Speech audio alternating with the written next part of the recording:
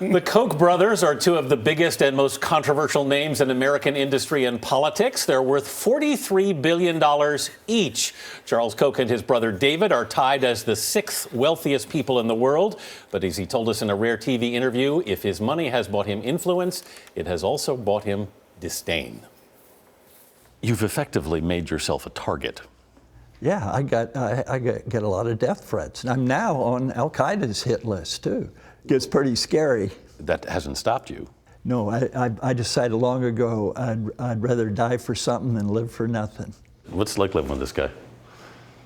Interesting.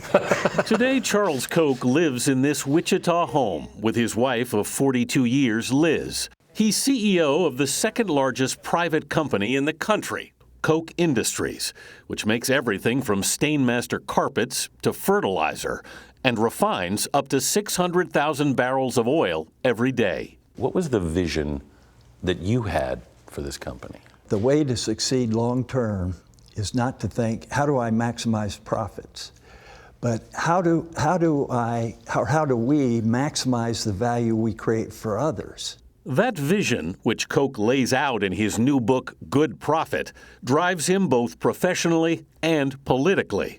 In the 70s, he co-founded the libertarian think tank, the Cato Institute, to promote his free market philosophy, which advocates a radically reduced government with limited regulation and no subsidies.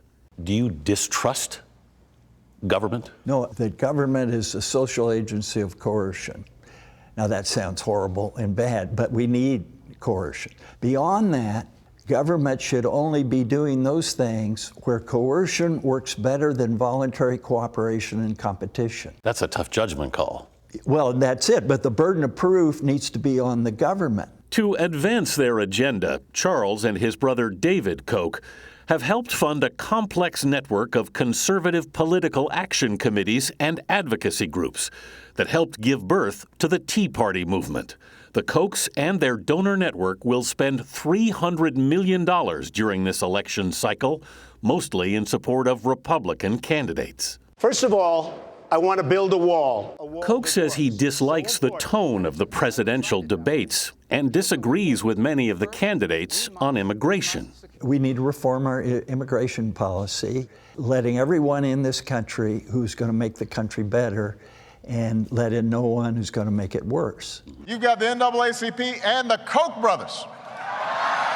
And in a surprising alliance, the Kochs, who spent heavily to try to defeat President Obama, have now joined the White House in calling for criminal justice reform to reduce prison sentences for nonviolent offenders. Where some poor kid in the inner city smokes a joint, goes to prison, ruins his life, where we have a president who is more privileged, who smoked a joint, becomes president. We have a candidate who admits smoking a joint. He's running for president.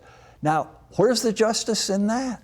On the left, though, the Kochs' political spending has made them a symbol of corporate villainy. If the Kochs and Cassidy win, Louisiana loses. But Charles Koch remains committed to his original intent. Well, my goal was to get more and more people to understand what makes their lives better, what's a fair, what's a just society. Has that proved more difficult than you thought?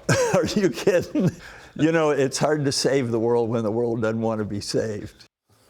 Koch told me he's not, for the moment, backing any specific presidential candidate, but the candidates are still going out of their way to attend seminars and conferences backed by the Koch brothers because they want those contributions. Absolutely.